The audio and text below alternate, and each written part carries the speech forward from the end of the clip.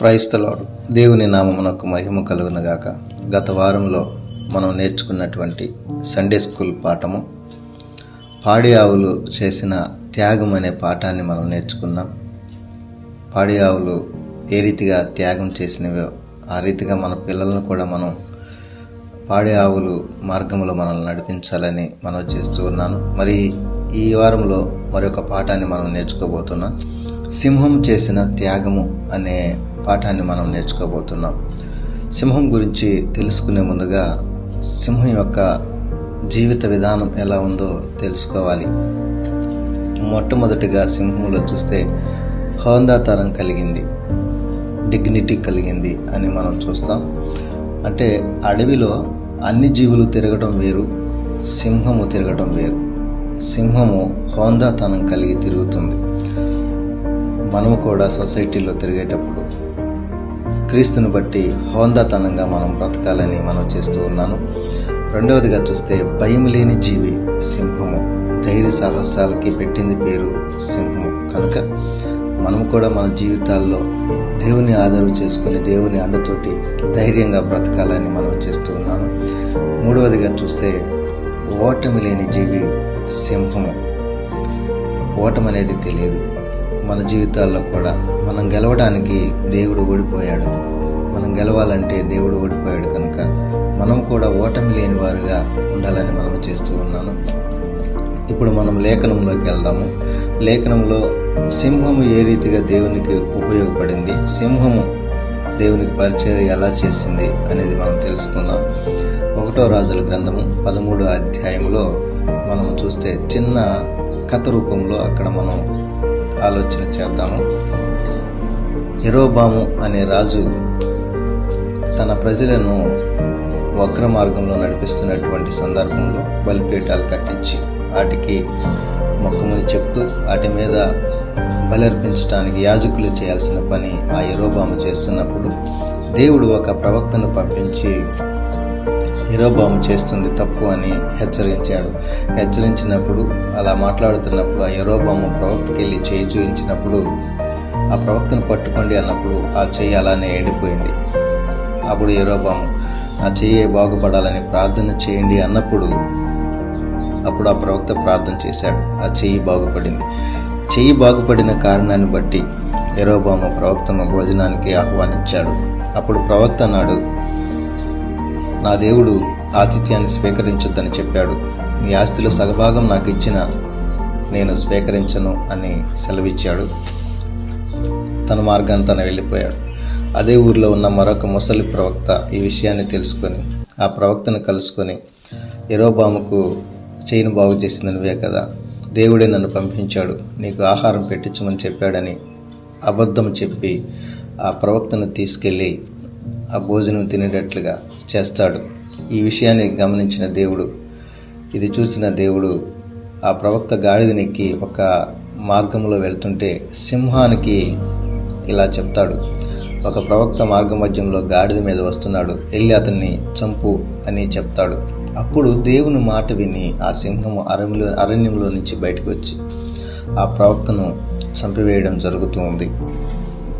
అలా చంపి ఆ సింహము ఆ ప్రవక్త కళేబరాన్ని తినబోతూ ఉంటుండగా దేవుడు అంటాడు, సింహమా, ఆ ప్రవక్తను నువ్వు ముట్టడానికి కూడా వీల్లేదు, ఆ ప్రవక్తని తినకూడదు, నువ్వు నోరు మూసుకొని ఉండు అన్నప్పుడు ఆహారాన్ని ముందు పెట్టుకొని కూడా సింహము నోరు మూసుకొని ఉండిపోయింది. ఎదురుగా ఉన్న గాడిదని కూడా వేటాడలేకపోయింది. దేవుడు చెప్పిన మాటను బట్టి ఆ యొక్క కళేబరానికి కావిలి ఉంచాడు దేవుడు సింహాన్ని. అలాగనే కూర్చుండిపోయింది. ఆ గాడిదకను ఆ యొక్క మృతదేహానికి సింహము కావలిగా అట్లే ఉండిపోయింది. ఆకలి చంపుకొని దేవుడు చెప్పిన మాటను బట్టి కడుపు కాల్చుకొని ఆ ప్రవక్త కళేబరం దగ్గర అలాగనే కూర్చుండిపోయింది సింహము. గాడిదని చంపుకొని తినవచ్చు, కానీ గాడిదని కూడా చూస్తూ ఉండిపోయింది సింహము.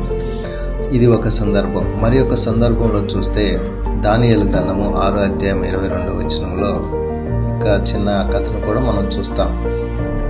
ఏంటంటే దానియేలు ఒక రాజు ప్రార్థన చేయకూడదు అని ఒక శాసనాన్ని జారీ చేసినప్పుడు దానియేలు యథాస్థితిగా ప్రార్థన చేసినప్పుడు ఈ విషయం రాజుకు తెలిసినప్పుడు దానియేలుని తీసుకెళ్లి సింహబోన్లో పడవేస్తారు. సింహబోన్లో పడవేసినప్పుడు ఆ సింహాలన్నీ కూడా ఎంతో ఆకలితో అలమటించిపోతున్న సందర్భంలో ఎంతో ఆకలితో ఉన్న ఆ సింహాలకు దానియేలును చూసినప్పుడు ఎంతో సంతోషం వేసింది. ఆహారం వస్తుందని సంతోషపడ్డాయి. కానీ దానియేలు బోన్లోకి వచ్చిన తర్వాత దేవుడు సింహాన్ని పిలిచి, సింహమా, అతడు నా సేవకుడు కనుక అతన్ని ముట్టడానికి వీల్లేదు అని గట్టిగా చెప్పినప్పుడు అంత ఆకలితో ఉన్న ఆ సింహాలు నోళ్లు మూసుకొని ఉండిపోయినాయి. ఆ రాత్రి అంతా దానియేలుని చూస్తూ నోరు మూసుకొని కడుపు కాల్చుకొని ఉండిపోయినాయి. అప్పుడు ఆ సింహము దేవుణ్ణి అడిగిందంట, ప్రభువా, ఇన్ని సందర్భాల్లో నా కడుపు కాల్చుకొని బ్రతికాను కదా, ఇన్ని సందర్భాల్లో నీ కోసం నేను చెప్పిన మాట నీ నోరు మూసుకొని బ్రతికాను కదా, మరి నాకేందయ్యా లాభం అంటే దేవుడు అన్నాడంట, నీ పేరునే నేను పెట్టుకుంటాను అన్నాడంట.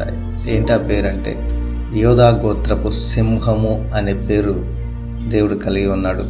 సింహం చేసిన త్యాగాన్ని బట్టి యోధా గోత్రపు సింహం అనే నామకరణం దేవుడు చేసుకున్నాడు. మరొకటిగా చూస్తే ఈ భూలోకంలో అడవికి రాజు నిన్ను చేస్తానని దేవుడు సెలవిచ్చాడు. అడవికి రాజు అయిందంటే ఊరకనే అవలేదు. సింహము దేవుడు చెప్పిన పని చెప్పినట్లుగా చేసింది. ఎన్నో సందర్భాలలో ఆహారం ముందున్నా కూడా తినలేనటువంటి పరిస్థితి, ఎన్నో సందర్భాలలో కడుపు కాల్చుకున్న అనుభవాలు సింహానికి ఉన్నాయి కనుక ఈరోజు అడవికి రాజుగా సింహాన్ని దేవుడు చేశాడు. ఇక్కడ ఒక విషయాన్ని మనం మన పిల్లలకు నేర్పించాలి. క్రూర మృగము తన స్వభావాన్ని మార్చుకున్నట్లుగా దేవుని ఆత్మతో ఉన్న మనము మన స్వభావాన్ని మార్చుకోవాలని చెప్పాలి. సింహము ఆహారం ఎదురుగా ఉన్న ఆరగించలేకపోయింది. సింహము నోరు కట్టేసుకొని దేవుని కోసం బ్రతికింది. ఎందుకంటే త్యాగం ఇంకేం కావాలండి. క్రూర మృగమైనప్పటికీ ఆహారం తినే అవకాశం ఉన్న దేవుని మాట జ్ఞాపకం చేసుకొని తనను తాను స్వాధీనంలో ఉంచుకుంది ఆ సింహము. మన పిల్లలు కూడా దేవునికి మాట వినే విషయంలో ఈ సింహాన్ని చూయించి, దేవుని మాట వినే విషయంలో ఈ క్రూర మృగాన్ని మాదిరికరంగా చూపించి మరికొన్ని పాఠాలు వారికి నేర్పించవలసిందిగా ప్రభు పేరిట మనం చేస్తూ ఉన్నాము. ఒక్క పూట కూటి కోసం జ్యేష్ఠత్వాన్ని నమ్ముకున్నాడు మనిషి. ఒక్క పూట కూటి కోసం దేవుని దగ్గర దోషిగా మిగిలిపోయాడు మనిషి. ఆ ప్రవక్త ఒక్క పూట భోజనం చేసి మరణాన్ని కొని తెచ్చుకున్నాడు. దేవుని మాట వినే విషయంలో మన పిల్లల్ని మనం జాగ్రత్త చేయాల్సిన అవసరత ఎంతైనా ఉంది. నేటి కంఠస్థ వాక్యము సామెతల గ్రంథము 28వ అధ్యాయము 1వ వచనంలో, నీతిమంతులు సింహం వలె ధైర్యంగా ఉంటారని వాక్యము రాసింది. కనుక మన పిల్లలు కానీ మనము కానీ పిరికితనం ఆత్మ దేవుడు మనకి ఇవ్వలేదు కనుక, ధైర్యం కలిగిన ఆత్మను మనకిచ్చాడు కనుక ఈ లోకంలో జీవిస్తున్నప్పుడు సింహంలాగా ఒక ధైర్యం కలిగిన మనిషిగా మనం ఉందాం. సింహంలాగా ఒక హోందాతనం కలిగిన జీవిగా మనం ఉందాం. సింహంలాగా ఓటమి లేని మనిషిగా మనం ఉందాము. ఇటువంటి ఈ 3 లక్షణాలు కలిగి ఉన్న సింహాన్ని దేవుడు యోధా గోత్రపు సింహంగా తను ప్రకటించేసుకున్నాడు. అడవికి రాజుగా ప్రకటన చేశాడు. మన పిల్లలు మనము రాజకుమారులు అనే విషయాన్ని ఎప్పుడు మర్చిపోకూడదు. మన రాజరికానికి మనం తగినట్టుగా జీవితాన్ని జీవించాలి. మనము లోబితరాగా లేఖితరాగా జీవించి దేవుని దుఃఖ పెట్టకుండా సింహం కలిగిన జీవితాన్ని మనం కలిగి ఉండాలని ఆశిస్తూ మనవి చేస్తూ సెలవు తీసుకుంటున్నాం. Praise the lord.